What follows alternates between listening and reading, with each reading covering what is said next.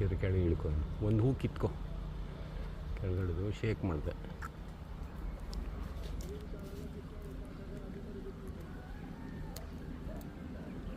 ಇದ್ರ ಶೇಪೆಲ್ಲ ಡಿಸ್ಕ್ರೈಬ್ ಮಾಡೋಕ್ಕೆ ಸಿಕ್ಕಾಪಟ್ಟೆ ಕಷ್ಟ ಆಗ್ಬೋದಲ್ಲ.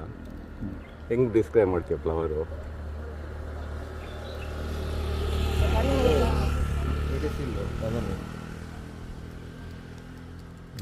Very nice. ನನಗೆ ಇಷ್ಟು ಈ ಹೈಟಲ್ಲಿ ಸಿಕ್ಕಿದ್ರೆ ಸಂತೋಷ, ಯಾಕೆಂದರೆ ಕ್ಲೀನಾಗಿ ಫೋಟೋ ಹೊಡ್ಕೋಬೋದೆಲ್ಲ ಮಾಡ್ಕೋಬೋದು.